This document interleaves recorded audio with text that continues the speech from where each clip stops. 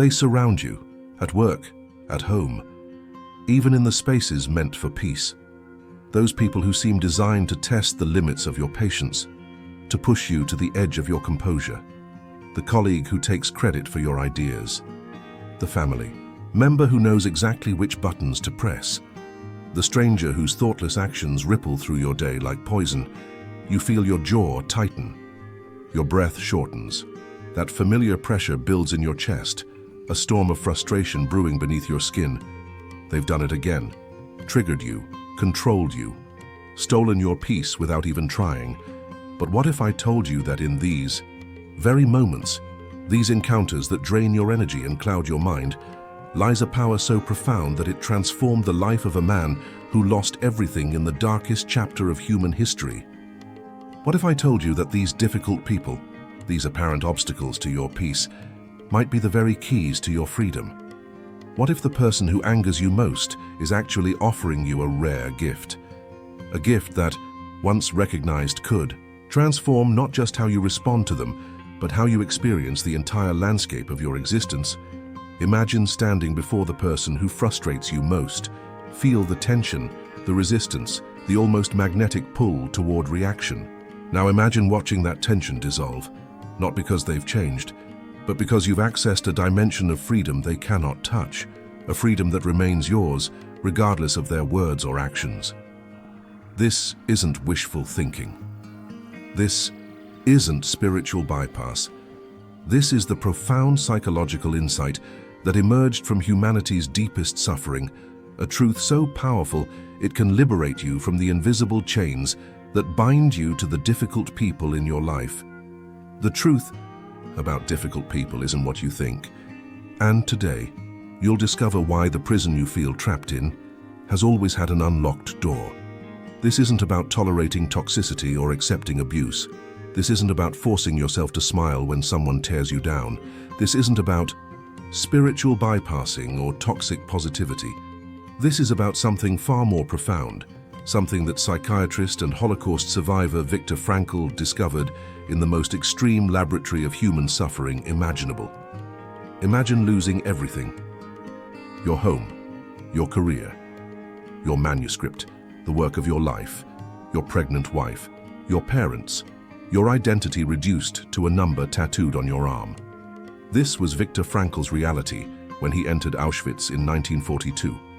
In that place where humanity was stripped to its barest essence, where cruelty was policy and death was routine, Frankl observed something remarkable, something that would later revolutionize our understanding of human freedom. Some prisoners, despite identical external conditions, maintained their inner dignity. Some shared their last piece of bread. Some offered comfort. Others became brutal, selfish, hardened, same stimulus, different responses. Frankl, who endured the brutal reality of Nazi concentration camps for 3 years, emerged with an insight so powerful it has transformed millions of lives. Between stimulus and response, there is a space. In that space is our power to choose our response. In our response lies our growth and our freedom. This insight didn't come from theoretical speculation in the safety of an academic office.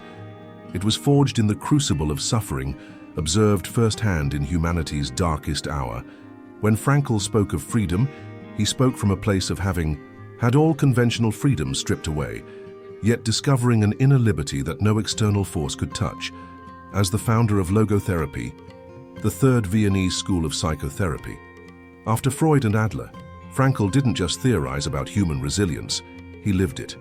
He watched as everything was stripped from him: his manuscript, his family, his dignity, his identity reduced to a number. Yet in that extreme dehumanization, he made a discovery that would later shape his groundbreaking work: man's search for meaning.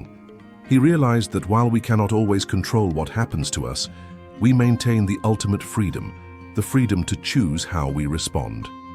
This freedom isn't trivial. It isn't an intellectual exercise. It is the core of what makes us human, our capacity to stand apart from our conditioning, our circumstances, our automatic reactions, and to choose differently, to choose consciously. Think about the difficult people in your life: the manager who micromanages your every move, the partner who criticizes rather than supports, the friend who always makes it about them, the family member who never respects your boundaries. These people, those who frustrate, anger, or hurt you, are stimuli. They are the external forces that you cannot control. But your response, that remains eternally yours. This is not merely a comforting thought. It is a radical reclamation of your personal power. When Frankl speaks of this space between stimulus and response, he's talking about a subtle shift in awareness that changes everything. It's that micro moment when you realize, I am not my reactions. I am the one who can observe my reactions and choose differently. This space may be just a breath, just a heartbeat, but in that tiny gap lies your sovereignty, your freedom, your power to be more than a programmed response machine triggered by the behavior of others. When someone cuts you off in traffic, when a colleague undermines you, when a family member belittles your dreams, these are all moments where Frankl's wisdom becomes not just philosophical, but practical. These are opportunities to exercise what may be humanity's greatest power, conscious choice in the face of provocation. Frankl didn't discover this power. It has been observed by wisdom traditions for millennia, but he brought it into the realm of modern psychology, validated it through his lived experience in conditions of extreme suffering, and articulated it in a way that continues to resonate with millions. And today, this wisdom offers you a pathway out of the prison of reactivity that difficult people seem to trap you in.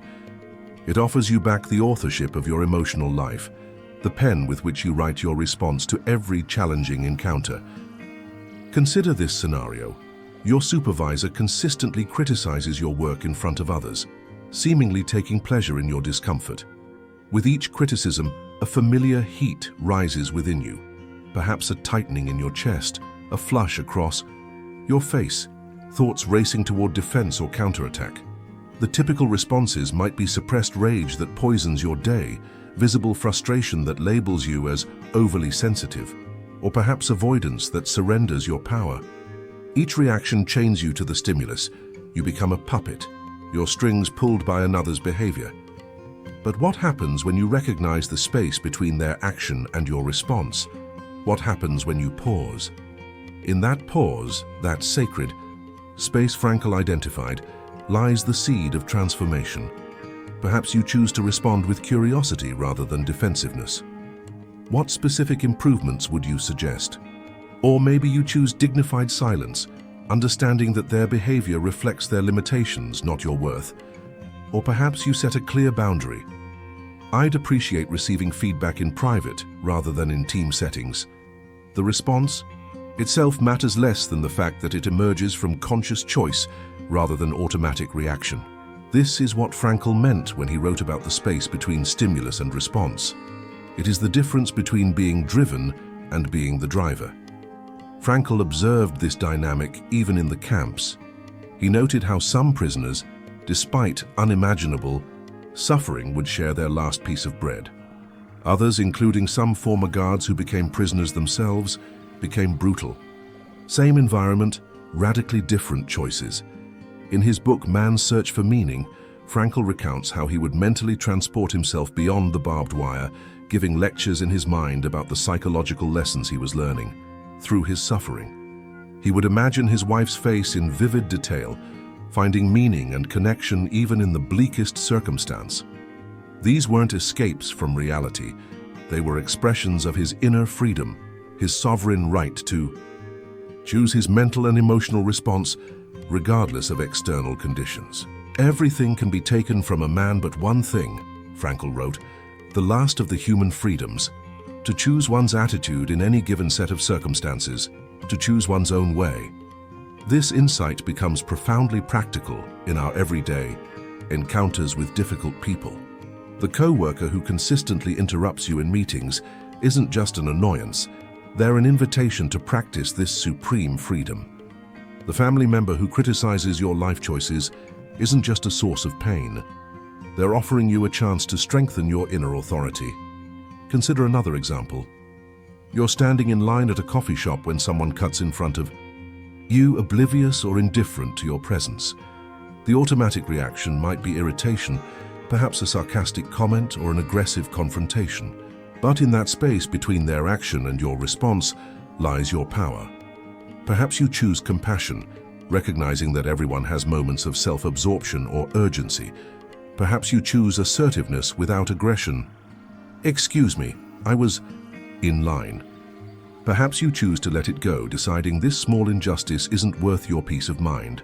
The specific choice matters less than your awareness that you are choosing, that their behavior is the stimulus, but your response remains. Yours to determine. This isn't abstract philosophy. When your partner says something hurtful, you stand at a crossroads. You can react with equal hurt, escalating a cycle of pain, or you can choose differently, perhaps setting a boundary with compassion or seeking to understand the pain behind their words. Frankl developed an entire therapeutic approach, logotherapy, based on this insight into human freedom and the search for meaning. At its core was the understanding that suffering becomes bearable when we find meaning in it. The difficult person who pushes your buttons is offering you an opportunity to discover meaning in your response, to grow in patience, to develop greater emotional resilience, to practice alignment with your values regardless of external triggers. Frankl observed that people who maintained a sense of meaning and purpose were far more likely to survive the camps. Those who lost sight of meaning often perished quickly. He wasn't suggesting that meaning guaranteed physical survival, but rather that meaning makes suffering bearable. It transforms suffering from something that merely happens to us into something through which we can grow. This insight translates directly to our encounters with difficult people. When we find meaning in these challenges, when we see them as opportunities to practice presence, compassion, boundary setting, or any other quality we wish to cultivate, the sting of their difficulty diminishes. They become not just obstacles, but teachers. Every difficult person offers you this crossroads, this opportunity to transcend automatic reactions and choose your response consciously. Each interaction becomes a microcosm of Frankl's profound discovery, that meaning and freedom are found not in ideal circumstances, but in how we respond to the circumstances we face. Imagine this freedom coursing through your veins the next time someone pushes your buttons. Imagine feeling the old reaction rise within you, the anger, the defensiveness, the desire to withdraw, and then remembering, this is just the stimulus. Your response remains yours to choose. This is not about spiritual bypassing or toxic positivity. There are genuinely harmful people and situations that require firm boundaries or even complete separation. Frankl would never suggest that victims are responsible for their abuse. Rather, his insight is that even in the face of genuine harm, we maintain the freedom to choose our inner response, a freedom that can become the foundation for healing and growth. If this perspective moves something deep within you, subscribe now and join our exploration of Viktor Frankl's transformative insights. The power to choose is always within you, and together we'll discover how to wield it. Let's make this practical. The next time you encounter a difficult person, try this three-step approach inspired by Frankl's work. First, recognize the stimulus for what it is, external and separate from you. Their behavior is about them, not about your worth. Second, consciously create space. Take a breath. Feel the freedom in that space between stimulus and response. This might be just seconds, but those seconds contain infinite potential. Third, choose your response based not on habit or emotion, but on your deepest values. Ask yourself, who do I want to be in this moment? What response aligns with my best self? But here's where Frankl's wisdom takes an unexpected turn, one that might fundamentally alter how you view difficult people. What if these challenging individuals are not obstacles to your peace, but catalysts for your growth? Consider this. Without resistance, muscles cannot grow stronger. Without challenges, skills cannot develop. Without difficult people, perhaps, our capacity for conscious response, our ultimate freedom, would remain dormant. In this light, the colleague who tests your patience isn't your enemy, but your teacher. The family member who triggers old wounds is offering an opportunity to heal them. Even the stranger whose thoughtlessness disrupts your day presents a chance to practice what Frankl discovered, that our response is always our choice, our power, our freedom. This perspective doesn't justify harmful behavior.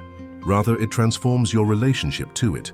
You're no longer a victim of circumstances, but a conscious creator of your experience. The difficult person loses their power over your internal state. They remain exactly as they are, but you are changed. Is your mind expanding with new possibilities? Leave a like on this video. But stay with me for one final insight that might forever change how you navigate the landscape of difficult relationships. Viktor Frankl once said, "When we are no longer able to change a situation, we are challenged to change ourselves." This isn't resignation, it's revolution. It's recognizing that true power never lies in controlling others, only in mastering our own responses. The next time someone pushes your buttons, remember, they didn't install those buttons, and you hold the remote. You possess what Frankl called the last of the human freedoms, the freedom to choose your response regardless of circumstance. This doesn't mean you'll always choose perfectly. It means you're always free to choose again, to learn, to grow, to evolve in your responses. The difficult people in your life aren't punishments. They're invitations to claim your deepest freedom, to discover meaning even in challenge, to transform stimulus into strength. As Frankl demonstrated through his own life, our greatest power isn't found in perfect circumstances, but in our capacity to choose our response to any circumstance. This is not just survival, it's transcendence. If this message resonated within you, please like this video to help others discover this transformative perspective. Subscribe and activate notifications to continue exploring the profound wisdom of Viktor Frankl together. Share in the comments the word freedom to join our community of conscious choosers.